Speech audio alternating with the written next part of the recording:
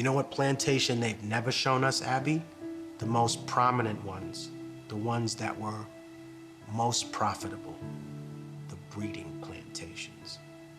Why don't you want to show us those? You know why? Because after the research that I did for this album, you realize that the moment that a girl menstruated, she was put in a stable where a horse would be and forcibly mated, forcibly raped by a male of the slave master's choice.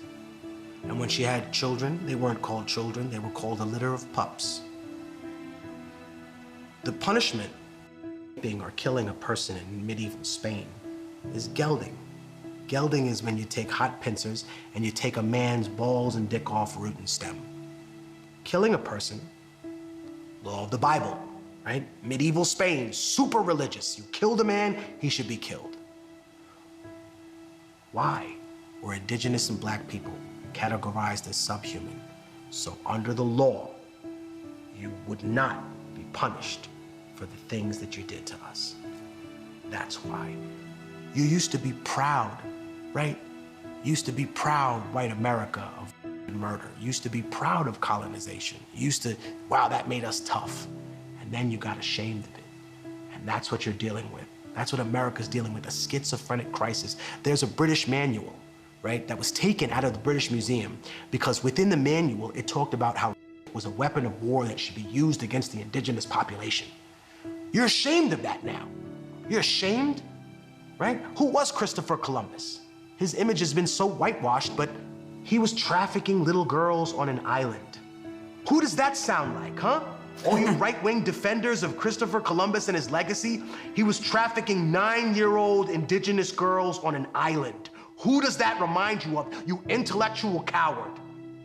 Just because liberals are dog shit doesn't mean that you shake hands with the devil, right? The same way I tell people all the time who are white working class people who hear about reparations for black people and automatically get upset. You know, they hear the word Africa and they're furious already. But the problem is this. The money doesn't come from you.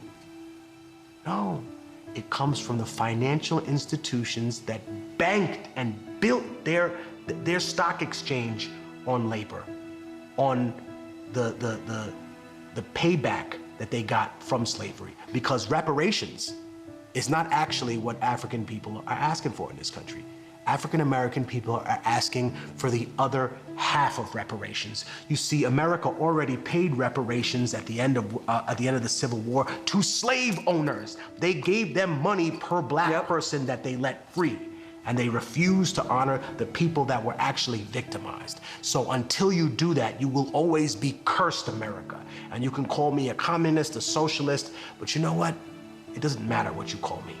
You know that I'm right, right? And you know that I stand more for indigenous rights than I do for the European interpretation of a left-wing ideology that doesn't always work in a cookie-cutter scenario when you plug it into Latin America.